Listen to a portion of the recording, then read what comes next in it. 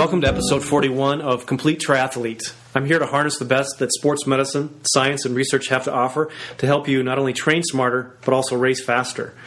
I'm very excited to introduce a special guest today, Joel Runyon, founder of Impossible HQ, and he shares his story of inspiration, courage, how to overcome challenge, and how to accomplish the impossible. Let's get into it. Well, thanks for joining me, guys. We've got an exciting guest today. I'm happy to bring on the Impossible HQ founder, Joel Runyon. I've been following him for a while, and he's got an incredible story, and I know you'll love it. And so, Joel, thanks for joining us today. Thanks for having me. And so, I guess the first question is, how did you come up with Impossible HQ, and what was sort of the driving or motivating force behind it? I started the site about 3.5 years ago. I was unemployed and living in my parents' basement, and I was tired of doing nothing with my life, and I wanted to do something. But at the time, I was unemployed. I was 9 months out of college, and I couldn't get a job. It was back in 2009. I couldn't get a job. I couldn't get a call back from Starbucks, all sorts of stuff. So, I had all these things I wanted to do. I wanted to, run marathons and travel the world and start my own business and do all these other things. But I had no money, no way to really start any of that. When you can't get a job, call back from Starbucks, the potential for what you think you could do is really diminished. And so I was sitting around and looking at all the things I wanted to do and kind of felt like they were all impossible. And I felt bad for myself for a couple months and kind of just moped around and did nothing. And then after a while, I kind of got sick of of doing nothing and decided, I don't know if I can do these things. I don't know if they're actually impossible or not. But I'm going to go out and at least try them and at least see if I can do them. So that's kind of how things started. I wrote for a little bit. Nobody really paid much attention for the first 6 to 9 months. But I kept writing, and I kept, more importantly, I kept doing things. I had this impossible list of things I wanted to do, and I kept going through them and trying to knock off the different things that I wanted to do. And as I started doing more and more things, people started to pay a little bit more attention, and just consistency over time. Started having readers come in and talking about the different things that I'd been writing about and my experiences, and it kind of evolved from, hey, here are the things that I'm going to do, and here's all my experiences with it, to, hey, here are the things that I'm trying to do. And then once I do them, I kind of break down how I did them, how I went about it, and try to help other people do the same. So at some point when you were creating this list, you had to have moments where you looked at it and thought, man, this is crazy. This is ridiculously impossible. How did you get over the mindset of, looking at something that seemed that you couldn't tackle it? Well, when I started it, I called it the impossible list because I didn't think I could do any of it. I know I personally couldn't get, I was unemployed for 9 months. I couldn't get a job anywhere. When you can't work at, when you go through school for 4 years and you graduate and you're like, oh, I want to get a job, and then you can't get a job, and then you're like, okay, well, I guess I'll just get a job at Starbucks, and you still can't get a job even at Starbucks.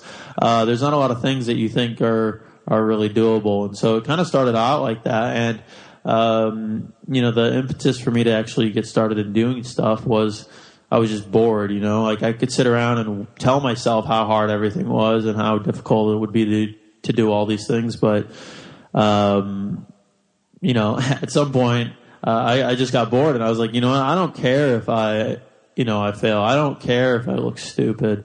I just want to do something. And right now I'm bored out of my mind. I'm sitting around doing nothing, and this is not the life that I want to live. And I want to do something more. I want to do something different. I want to do something interesting. And I just kind of got sick of feeling sorry for myself. That's what it was, and that was the big jump. Yeah, very cool. And so a lot of times when people accomplish something that's challenging or exhausting, they kind of sit back and coast for a while. Was that the case with you, or did you just keep pushing forward to the next thing on the list? Well, the list is sort of evolving. I differentiate the impossible list from a bucket list, because a lot of people on the bucket list train. It's a really popular concept, but people get really excited about making it, and then once they knock something off, or they get really excited about making it and then never actually do anything on it, or they think, hey, I have 22 things I need to do and I need to do all of them, and then I can die or whatever. And I don't really think about it like that. I think of it in the opposite way, actually. Like, I think of the impossible as to sort of this framework to push your limits and see what you're capable of. And so instead of getting smaller over time or coasting or whatever, it should be getting bigger. It should be forcing you to push your limits farther. So, when I first started, it was like, okay, I want to run an indoor triathlon. That was the first goal that I ever did. It was an indoor triathlon. It's like post 3. You can go look it up. I didn't even know anything about triathlons at the time. I didn't even know anything about them, but I wanted to do them and I wanted to try them. And then once I did it, I sort of realized, oh wait, I didn't know if I could finish this without drowning. I didn't know if I could, actually even do this. But once I did it, once I finished it and realized it was possible, what else could I do? And then I moved on to longer races and more challenging things. But it's sort of one of those things that once you push your limits and you see you can accomplish things you didn't really think you could, you can do. You can keep expanding those limits. You keep pushing. You keep going farther. So is it the goal that keeps driving you, or is it just the personal challenge of trying to stretch yourself farther and farther? What keeps you driving forward? Well, the goal is to, when people say like, oh, what do they want to do? Like, I want to be spent when I'm done. I don't want to leave things on the table. I don't want to have said, oh, I wish. I want to see what I'm physically capable of. I want to see what is possible. So the driving thing there would be a curiosity or a desire to see, as much as I can, what I'm capable of and, what this world has to offer. I think that's that's not I don't remember exactly how you phrased that question, but, that's the driving goal. It'd be more of a curiosity than anything, just because, we have this, you have all these capabilities and you have all these abilities, and the freedom and the technology to do all these different things. And so many people settle for, working their day job and coming home and watching TV. And not that there's anything wrong with your day job. I had one for years and years and years. But that a lot of people simply take the default route, and they take what people tell them to, or just society tells them to, or whatever. And instead of thinking about like, whoa, what if I could do this, or what if I could do this, and instead of just only attempting the things that other people tell you are possible, I think the goal is to kind of invent things that are nobody thought you could do, or nobody would even think of, and keep trying to push your limits in that way. Yeah, absolutely. Excellent mindset. You literally went from running like a 5K, and then just a short 2 years later, I think, you ran an ultra. That seems pretty intense. Yeah, it's kind of intense. It was, I want to say it was like 2.5 or 3 years or something like that. But, it's one of those things that it sort of accelerates once you start realizing you can push your boundaries more. You're okay. You become a little more comfortable with being uncomfortable. And it's all, it all just kind of compounds on itself. I started off, I'd never run more than 3 miles in my life. And then I just kind of kept pushing. And once I got past, 3, 4, 5, then I was like, oh, okay, I'll do a 10K.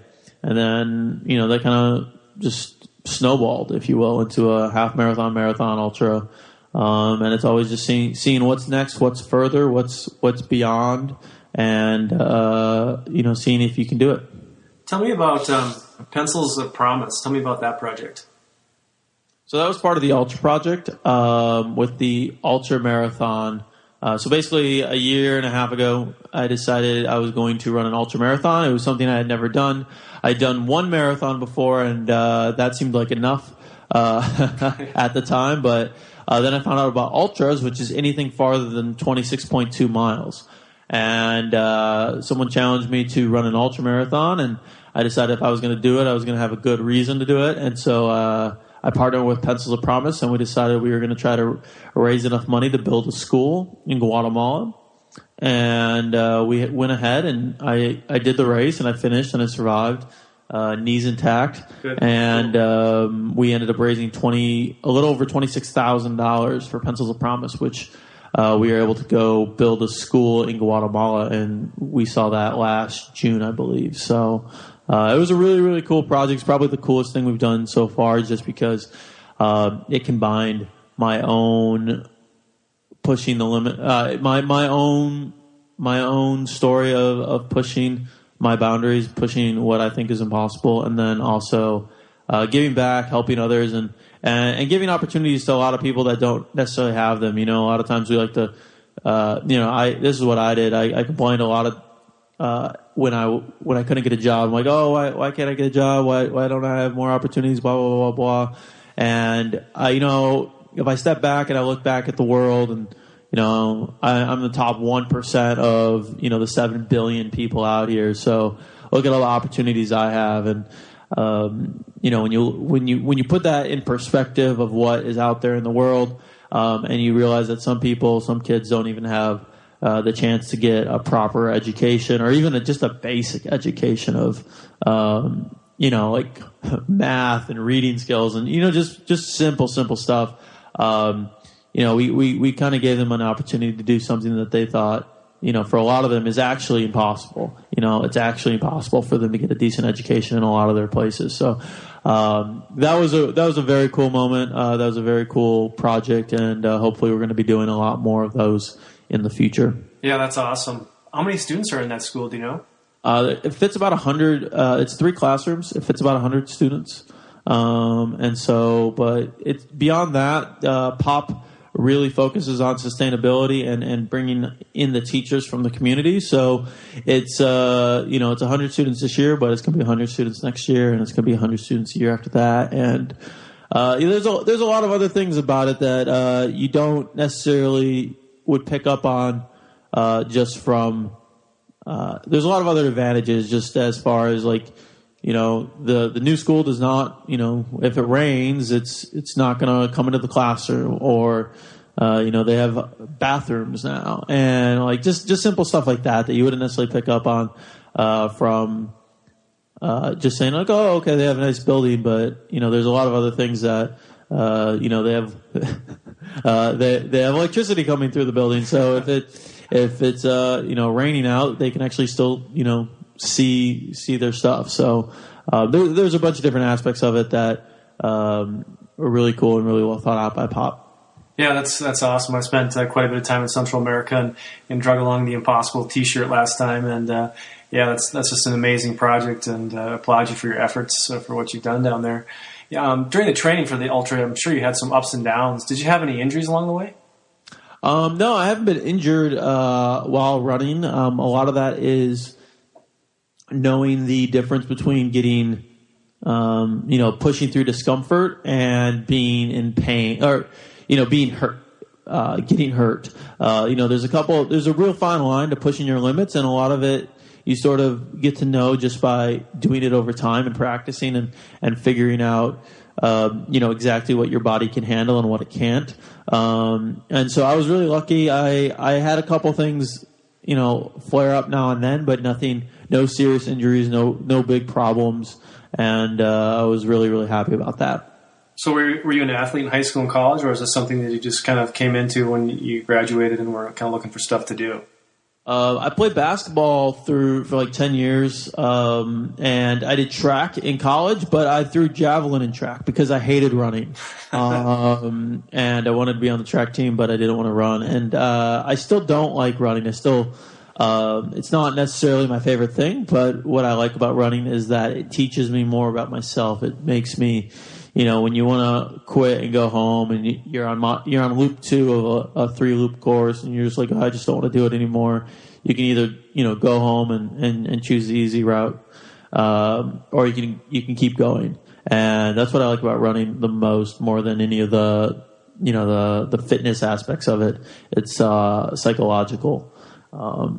And yeah, so I before I started the blog, I'd run a three miles. I think was the farthest I'd ever run in my entire life, and then just decided, there's not a lot of competitive activities or whatever, and so I was thinking about marathons at the time, but I was like, okay, triathlon sounded a little bit more fun because I'm not really good at biking, I'm not really good at swimming, I'm not really good at running, but at least in a triathlon I can be switching them up, so I'm not going to get bored of being really terrible at one specific discipline for 4 hours, like in a marathon. So that's how I got started in triathlons, and then that kind of bled over into marathons and ultras now.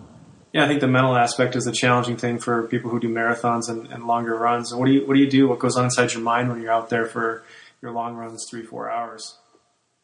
Sometimes, well, it depends. Sometimes I turn my head off, like you just don't think about anything. Sometimes you think about everything. And sometimes you just kind of tell yourself to keep going, everything hurts. It doesn't matter. Just keep going. And, it's really funny because all the times that your mind wants you to tap out, your body still has a lot more left in its tank. And it's really interesting to see that when, you're on, mile 20 of a 28-mile run and you're like, man, I don't want to do this anymore. I'm tired. I don't want to be going for another hour. This is ridiculous. If you fight through that pain, you fight through it's more almost mental than it is physical. And, once you get through that, you kind of get a second wind and you keep going, and you get to the end and you're like, man, that sucked, but it wasn't as terrible as I was imagining it would be, when I wanted to give up. So, there's a couple different techniques and everybody's got their own little things they do. I don't really listen to music. I just kind of go out there, just me and my shoes versus, the trail and kind of knock it out. Nice. I'm always interested in learning what motivates successful people, and so I'm just kind of curious, what gets you out of bed in the morning? I think it's that curiosity that I alluded to earlier about just seeing what I'm capable of. I don't want to, finish up things around here and just be okay with, oh, well, I wish I would have done that or should have done that. I'm really curious about what I'm capable of and seeing the limits of what I can do. And, whether that's in fitness or business or, a bunch of different areas of life, I'm not necessarily content to just do what I've done for the last, 26 years. I always want to see, there's always something else going on. And, that's, I guess, that curiosity, I would say, is the biggest thing. Very cool. And so some goals and projects obviously take a ton of time and a lot of planning to finish. And how do you deal with the negative mental self-talk that pops up every now and then when you're involved in a long project or something difficult? So a lot of stuff, like the reason I like the long endurance events is because it sort of gives you a reference point for a lot of that stuff. So a lot of people think that, okay, your negative self-talk is like, it's real. And as soon as something bad happens or you say something bad to yourself, it's like, okay, I can't go on anymore. I just have to stop because I don't feel like it. And my emotions rule everything. And then they, end up quitting everything when it gets hard. And what I like about running is that, you do feel times where you're tired or you don't want to run anymore and you just want to go home. And, you can either choose to give into that or you can just say, you know what, I'm not here to go home. I'm here to, do my training run. I'm here to finish this race. And that's what I'm going to do. And it's just sort of this mental override of what this default behavior wants to do. And I really think, it's so simple and everybody wants a trick. Everybody wants like 7 steps. But what you really have to do is you kind of have to take yourself to the edge and kind of just throw yourself off. You have to be willing to push yourself to the limits and then keep going. And when you do that on the track or you do that in a race, it's easier to spot those times in life where you're looking at life and you're saying, you know what, I'm tired. I don't feel like doing this. I don't want to do this. This seems hard. And instead of just being like, oh, this seems hard, I'm not going to do it. Like not most people, but that's a default behavior a lot of people have. Instead of doing that, say, you know what, it's hard, but I'm going to do it anyways. Or I don't feel like it, but I'm going to be disciplined enough to do what, I don't necessarily want to do because it's going to get me, the long-term results that I want down the road. And kind of playing that delayed gratification, the long-term game, instead of just going after what's really easy or what feels fine right now. Nice. So how did the whole cold shower therapy concept come to life? I live in a house with a bunch of kids, and I'm usually the last in the shower, so I know what the cold shower is all about. But how did you come up with that concept? So I didn't come up with it. I got it from Nick Reese. I blatantly stole it from him. I didn't blatantly steal from him, but I was talking to Nick right before about 6 months before I quit my job to start working for myself. And I had just quit a job before that, and I was kind of telling Nick about the new opportunity that I was working on, and he basically looked me in the eye. He's like, "Hey, why don't you quit, your job? Or why don't you quit your job and you go work for yourself?" And I was like, "Well, here's all the reasons why I can't do it. I'm young. I need a little bit more experience. It sounds really risky, but everything that everybody says when they, before you quit your job."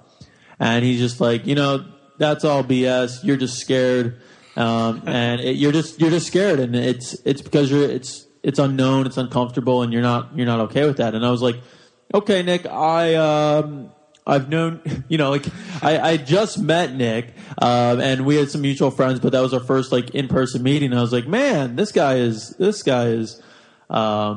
blunt, but he basically said, if you want to get over that, what you need to do is you need to jump in the shower, and instead of taking a warm shower like most people do, you need to turn it to freezing cold and just take a cold shower, for 5 minutes. And you need to do that for 30 days. And after that, you're going to be fine with being uncomfortable, and, quitting your job's not going to be anything.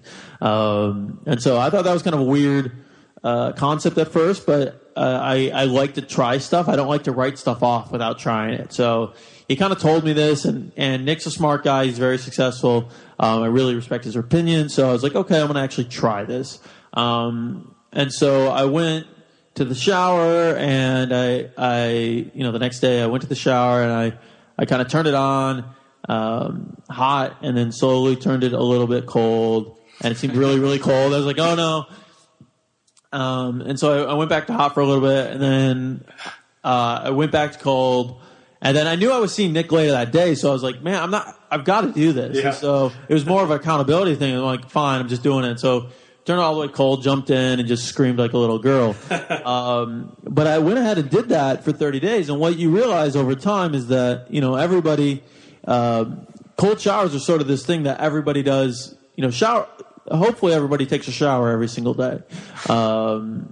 But most people do a default option. They pick the easy choice, the comfortable choice, the one that doesn't take much thought or discipline or anything. They just turn it to hot, and they take their shower, and they relax, and they kind of, they just do it like they do every single day. But what they don't realize is that they're making a choice, and they're turning it to the hot side, the hot dial. But that's not the only choice. And the other choice is really uncommon. It's not very comfortable, and people will probably laugh at you or tell you you're stupid if you do it. I've had more hate mail on cold showers than anything else. Yes. Wow.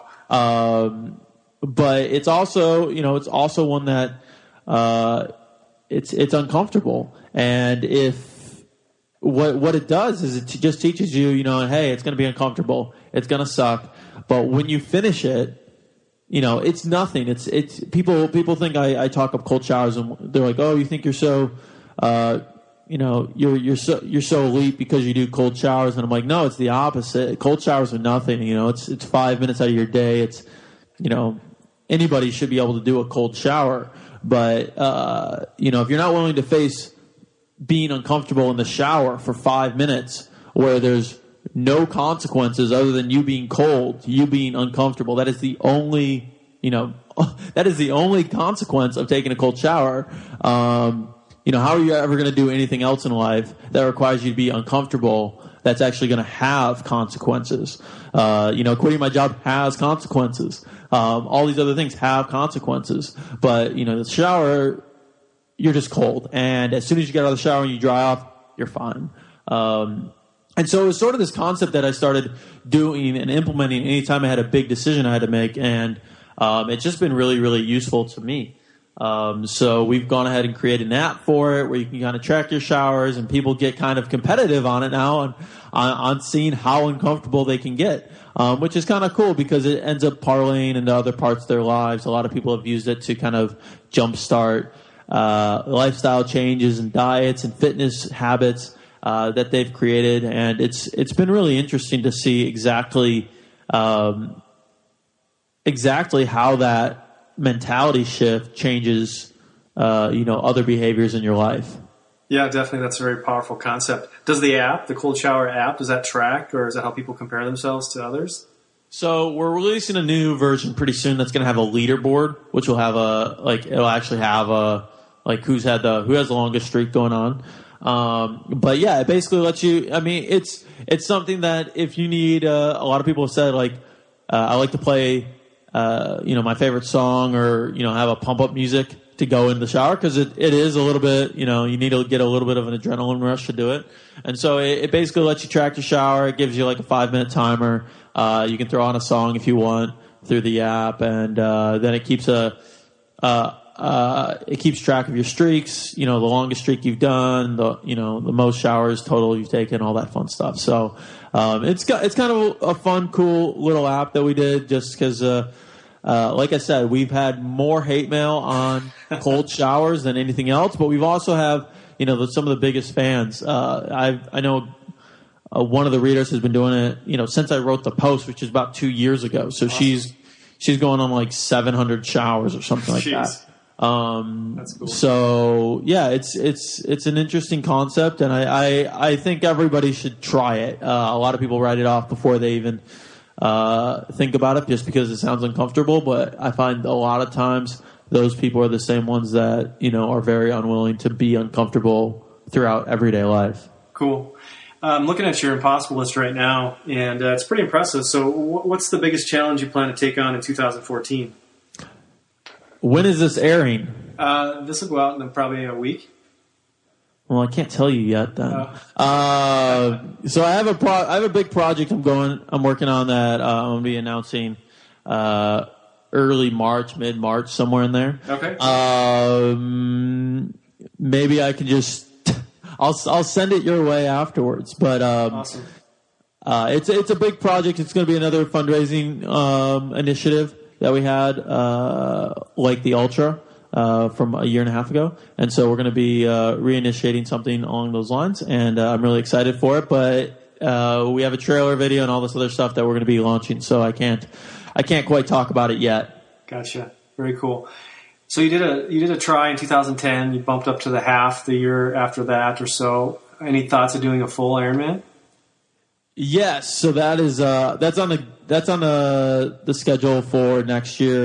This year is pretty much going to be taken up by this project that I'm alluding to but not talking about. But 2015, that's when the Ironman's going to happen. It just, I have other priority. This other project's going to be a big priority, so okay. That's why that's sort of taking a backseat. Yeah, I'll be interested to see. I've got some friends that are just, they're amazing runners. They do duathlons and they just crush it, but they can swim, but they're just terrified of the triathlon swim. What would you say to them? The swim's the easiest part.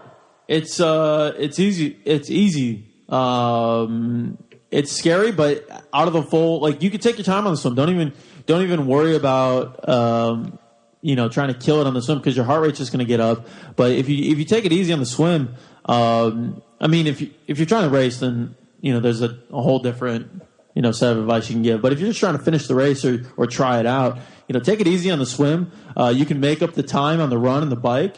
And a sprint triathlon is going to take you less than an hour and a half. Less than 2 hours, pretty much anyone. And so it's not that intimidating. A lot of people would rather do a half marathon, but a sprint triathlon is actually, it's shorter and it's not as hard as you think it is. I was always terrified because I didn't know anything about it. And, it was just one of those things. Once I started actually getting into it and trying it, I was like, you know what? 400 meter swim, if if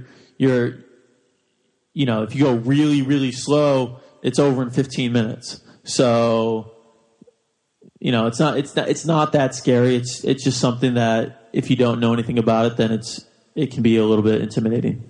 Awesome.